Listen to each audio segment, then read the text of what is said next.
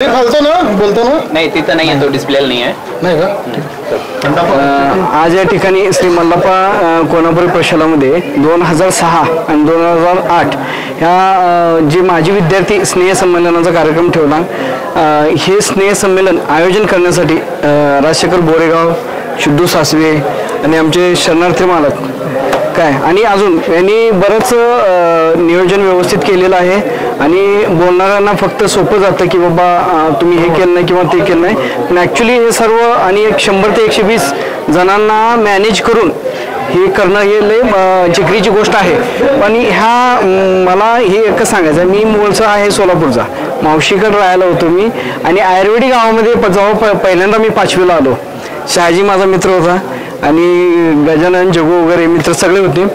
तर मला कन्नडबद्दल एक वाक्य सुद्धा काही माहीत नव्हतं किंवा काही शब्द कन्नडमध्ये काय असतं किंवा काय, हे गाव सगळं कन्नड आहे तेव्हा काय माहिती नव्हतं. पण बेसिक माझी सुरुवात सगळी कन्नड शिव्यापासून झालेली आहे. हे मित्रांच्या संगतीमुळे असू द्या.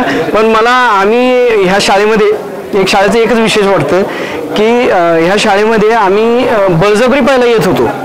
कधी शाळा सुटते किंवा आवाळ कधी येतं आणि परगावची कधी 2 तास अगोदर साहेब सोडतात, ह्याच्यातच आमचा आनंद होता. पण ॲक्च्युली आम्ही पासआउट होऊन बाहेर गेल्यानंतर कळालं की खरी शाळा काय आहे आणि त्या ओढीने आम्ही जे सगळे एकत्र आलोय. त्याच्यामुळे मला असंच वाटतंय की असंच यांच्या जे सासवे आहेत किंवा बोरेगाव आहेत ते आपले सर्व मित्र ह्यांच्या प्रयत्नाने यश येऊ दे. आणि दरवर्षी अशी एखादी तारीख स्नेह संमेलनाची ठेवू द्या.